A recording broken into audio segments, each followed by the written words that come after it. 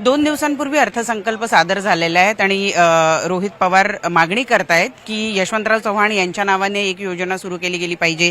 त्याचबरोबर अहिल्यादेवी होळकर यांची 300वी जयंती आहे, त्यासाठीचं प्लॅनिंग शासनानं केलेलं नाही आहे, त्यासाठीची काही अमाऊंट जी आहे ती राज्य सरकारनं वेगळी काढून ठेवायला पाहिजे। दादा म्हणतात आर्थिक शिस्त लावायची आणि तुम्ही योजनांची मागणी करताय। नाही बघा, माझं एकच मत आहे, पुण्यश्लोक अहिल्यादेवी होळकरांचा जो विचार होता, त्यांचा त्याग आणि त्यांचं काम हे फार मोठं आहे। जेव्हा आपण महामानवांबद्दल एखादं जयंतीनिमित्त काही कार्यक्रम घेतो तेव्हा लहान मुलांपासून फार थोर व्यक्तींपर्यंत जे वयाने मोठे त्यांच्यापर्यंत परत एकदा तो विचार जात असतो।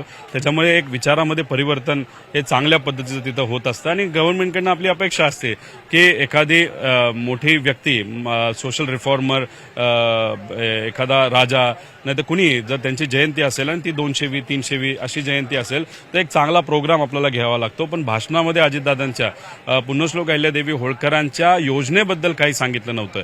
सोंडी हे गाव जिथं त्यांचा जन्म झाला होता, अतिशय पवित्र भूमी, ते माझ्या मतदारसंघामध्ये होते, तिथं तुम्हाला 50-60 कोटी रुपये द्यायला काय हरकत आहे? जिथं करून मुलं येऊन चांगला म्युझियम असेल वगैरे काही गोष्टी असतील, सृष्टी असेल, त्याच्याचबरोबर महाराष्ट्रामध्ये तमाम महाराष्ट्रामध्ये काही ना काहीतरी आपल्या योजना आणता येतील। तसंच महाराष्ट्राच्या बाहेर तुम्ही गेला, तुम्ही तिथं एक योजना शिंदे साहेबांनी आणली होती, त्याच्यामध्ये तीर्थदर्शन योजना आणली होती, ती तुम्ही बंद केली। ठीक आहे, शिंदे साहेबांचा आवाज दाबण्यासाठी कदाचित तुम्ही तो विचार केला असेल, पण तुम्ही वाराणसीमध्ये जावा, तुम्ही तिथं पुष्करला जावा, तिथं सुद्धा पुण्यश्लोक अहिल्यादेवी होळकरांनी वाडे बांधलेले आहेत।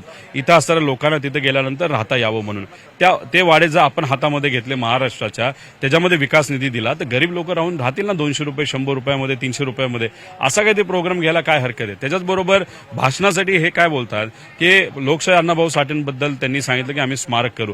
अरे पण हे भाषण तुम्ही 3 वर्षापूर्वी केलं, 2 वर्षापूर्वी केलं, वर्षापूर्वी तिथं केलं, तिथं जमीनच तुम्ही घेतली नाही, तर जमीनसाठी काही निर्णय तुम्हाला घ्यायची जरूरत आहे, मग तुम्ही तिथं स्मारक करणार।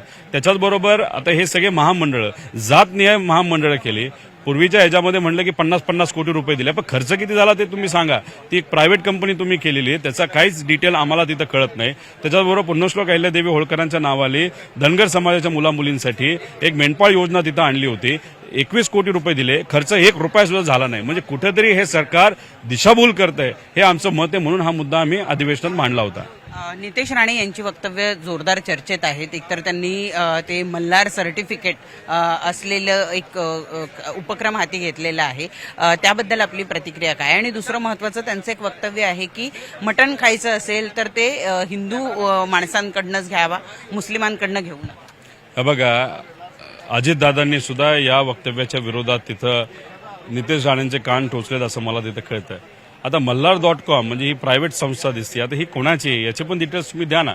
सरकारची असतील तर .org का नाही लिहिलं, सरकारची असतील तर मुख्यमंत्र्यांना तिथं का नाही बोलावलं, मग प्रायव्हेट कंपनीला मंत्री का प्रमोट करतायत? त्यामुळे ह्या सगळ्याच्या काही गोष्टी आहेत ना, त्याच्या मागे काय हेतू आहे यांचा हे सुद्धा त्या ठिकाणी बघावं लागेल। आणि विषय असा झालाय की ते त्यांच्याकडे जो विभाग आहे, कॅबिनेट मंत्री आहेत, त्या विभागाकडे लक्ष कमी आणि द्वेषाकडे जास्त आहे। त्यामुळे अजून एक मंत्रालय काढलं पाहिजे, त्याचे मंत्री ह्यांनाच तुम्ही करा, द्वेषाचं मंत्रालय, आणि तिथं त्या ठिकाणी त्यांना तुम्ही प्रमुख पद द्या, कारण त्यांच्या विभागाचं काम कमी करतायत आणि नको त्या विभागाचं काम जास्त करतायत, अशी आजची परिस्थिती आहे। जेजुरी संस्थानानं सुद्धा या नावाला विरोध केलेला आहे। आज त्यांच्या जे संस्थान आहे, संस्थानाची एक बैठक होणार आहे आणि त्यानंतर संस्थानाचे जे सगळे विश्वस्त आहे ते सुद्धा नितेश राणे यांना भेटणार आहे अशी माहिती मिळते। बघा, डोकं न लावता फक्त काहीतरी बोलण्यासाठी जेव्हा एखादं वक्तव्य केलं जातं, जसं नितेश राणेंनी केलेलं आहे, त्याचा इम्पॅक्ट कुठं ना कुठं ते त्या ठिकाणी होणार।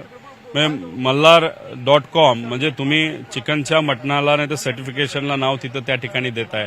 त्याच्याबरोबर म्हणजे फार महान राजे होऊन गेले, महाराजे होळकर, तिथेही त्या ठिकाणी कुठेतरी रिलेशन होऊ शकतं। त्यामुळे हे भावनिक विषय होऊ शकतो। त्यामुळे कृपा करून या विषयामध्ये जाण्यापेक्षा विभागामध्ये तुम्हाला जी जबाबदारी दिली, जे आपले पाकिस्तानमध्ये काही महाराष्ट्राचे कोळी बांधव तिथं अडकले, त्यांना आणायचं कसं याचा विचार करा। आपल्या ज्या छोट्या बोटी आहेत त्याला डिझेल कसं देता येईल, लवकर आणि जास्त कसं देता येईल, त्याचा तुम्ही विचार करा। हे सगळे अधिकार असताना नको त्या विषयामध्ये नाक खुपसवण्याचं काम पण का करतात ते? त्यांना लोकांना खुश नाही करायचं, फक्त नेत्यांना खुश करायचं, म्हणजे देवेंद्र फडणवीस साहेबांना। एक त्यांचं आणखी एक असं वक्तव्य आहे की शिवाजी महाराजांच्या सैन्यामध्ये किंवा फौजेमध्ये कुणीही मुस्लिम नव्हतं।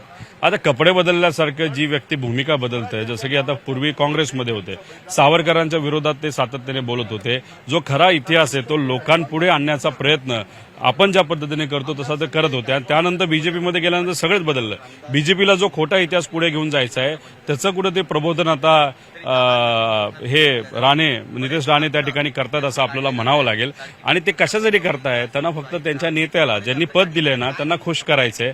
त्यामुळे त्यांना हा फरक पडत नाही. त्यांनी महाराष्ट्राची बदनामी होते, इतिहासाची बदनामी होते, आपल्या महान व्यक्तींची बदनामी होते. त्यांना काय पडलं नाही. त्यांना फक्त काय की प्रशंसा नेत्याची करायची आणि आपलं पद सुखरूप ठेवायचं एवढंच त्यांना तिथं कळतं असं आपल्याला म्हणावं लागेल. लाडक्या बहिणीवरून एक शेवटचा प्रश्न आहे की रामदास कदम यांनी सरकारला घरचा आहेर दिलाय असं म्हणायला हरकत नाही. ते म्हणतात की लाडकी बहीण एक योजना बंद केली तर आणखी 10 योजना सुरू करतायत.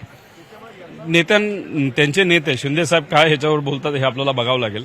त्याच्याचबरोबर देवेंद्र फडणवीस काय म्हणजे तुम्ही काय करताय की तुम्ही इलेक्शनच्या वेळेस लाडक्या बहिणींच्या मताचा फायदा घेऊन तुम्ही सत्तेत येता आणि सत्तेत आल्यानंतर मात्र आता तुम्ही काय बोलताय की आता ती योजना बंद करा, ती योजना बंद करा. मग सगळ्या योजना बंद करून टाका, लोकांना दाखवून दे तुमचा खरा चेहरा काय. आम्ही हेच तर म्हणतोय त्यांना कुठली योजना तिथं कंटिन्यू करायची नाही. कदाचित असंही दिसतंय महानगरपालिका आणि जिल्हा परिषद होऊस्तर या योजना ठेवल्या जातील, नंतर थोड्या वेळ बंद केल्या जातील आणि इलेक्शनच्या आधी परत चालू करतील.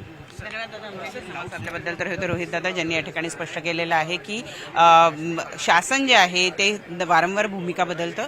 नितेश राणे यांनी एक नवीन मंत्रालयाचं मंत्रिपद घ्यावं, ते म्हणजे द्वेष मंत्रालय.